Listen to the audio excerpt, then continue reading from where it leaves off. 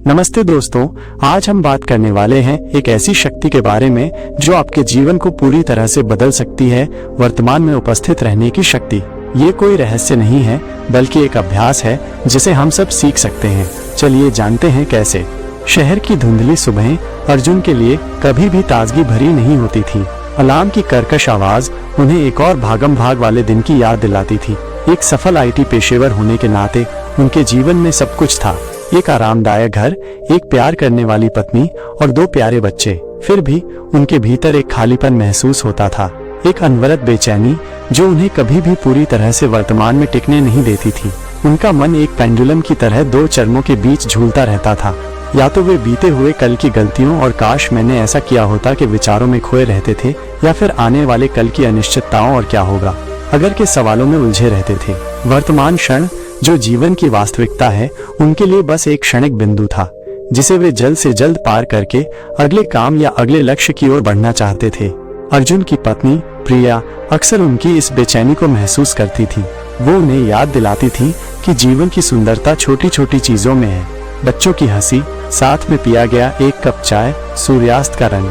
लेकिन अर्जुन का मन हमेशा किसी बड़ी चीज की तलाश में रहता था, किसी ऐसे मुकाम की तलाश में जहां पहुंचकर उन्हें स्थायी शांति मिल सके। उन्हें ये एहसास नहीं था कि शांति कोई गंतव्य नहीं, बल्कि एक यात्रा है, और उस यात्रा का हर कदम वर्तमान में ही उठाया जा सकता है। एक बार अर्जुन को अपनी कंपनी के एक प्रोजेक्ट के सिलसिले में कुछ दिनों के लिए एक दूर दराज के गाँव में जाना पड़ा। शहर के शोरगुल और प्रदूषण से दूर यह गाँव प्रकृति की गोद में बसा हुआ था।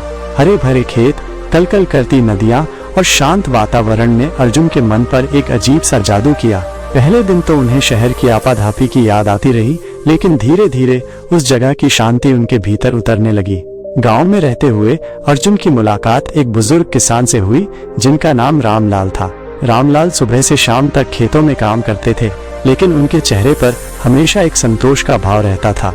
अर्जुन को यह देखकर आश्चर्य होता था कि इतनी मेहनत के बाद भी वे इतने शांत और प्रसन्न कैसे रह सकते हैं।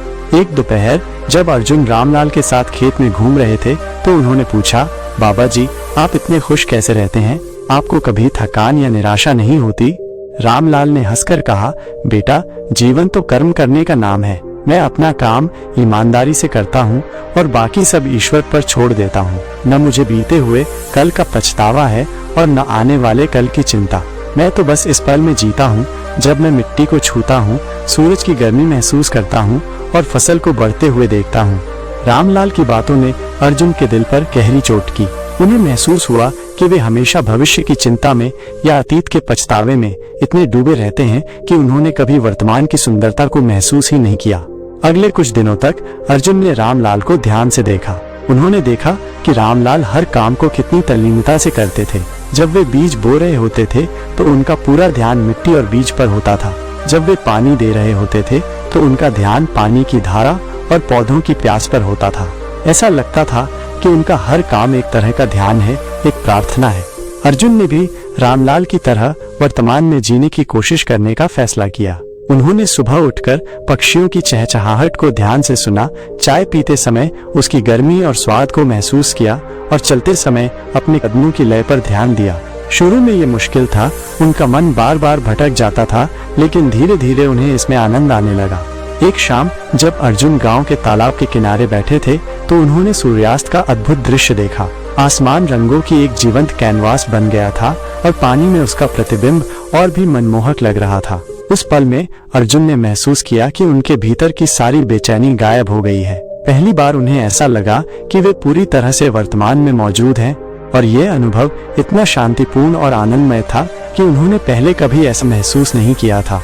गांव में कुछ दिन बिताने के बाद अर्जुन शहर लौट आए, लेकिन वे अब पहले वाले अर्जुन नहीं थे।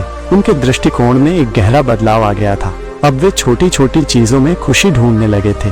वे अपने बच्चों के साथ खेलते समय पूरी तरह से उसमें शामिल होते थे, अपनी पत्नी की बातों को ध्यान से सुनते थे और अपने काम को भी अधिक ध्यान और एकाग्रता से करते थे। उन्होंने महसूस किया कि जब वे वर्तमान में पूरी तरह से मौजूद होते हैं तो उनका काम भी अधिक कुशलता से होता है और उन्हें कम तनाव महसूस होता है।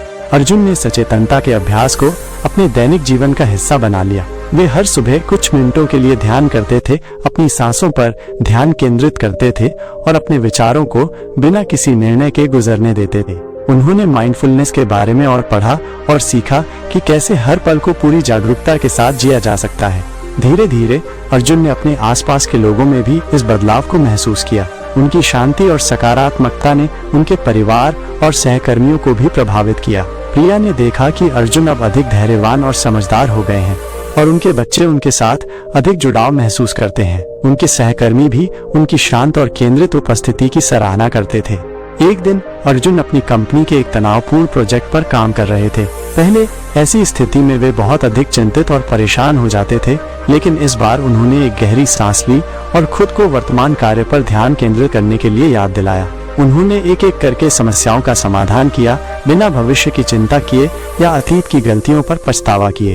अंततः उन्होंने सफलतापूर्वक प्रोजेक्ट पूरा किया और उन्हें इस बात का एहसास हुआ कि वर्तमान में ध्यान केंद्रित करने से न केवल शांति मिलती है बल्कि कार्यकुशलता भी बढ़ती है। अर्जुन ने यह भी सीखा कि सचेतनता का मतलब समस्याओं से भागना नहीं है, बल्कि उनका सामना पूरी जागरूकता और शांति के साथ करना है। जब उन्हें कोई मुश्किल परिस्थिति का सामना करना पड़ता था तो वे एक पल रुकते, अपनी भावनाओं को महसूस करते और फिर शांत मन से उस समस्या का समाधान ढूंढने की कोशिश करते थे। अर्जुन की कहानी हमें ये सिखाती है कि जीवन की सच्ची खुशी और शांति वर्तमान क्षण में ही निहित है। जब हम अपने मन को अतीत के पछतावे और भविष्य की चिंताओं से मुक्त करके वर्तमान में पूरी तरह से जीते हैं, तो हम जीवन की सुंदरता और गहराई को महसूस कर पाते हैं। सचेतनता एक ऐसा कौशल है जिसे अभ्यास के माध्यम से विकसित किया जा सकता है और ये हमें हर पल को पूरी तरह से जीने और उसका आनंद लेने की शक्ति देता है। ये हमें सिखाता है कि जीवन कोई दौड़ नहीं है बल्कि एक यात्रा है और हर कदम पर हमें रुककर उस पल की सुंदरता को महसूस करना चाहिए।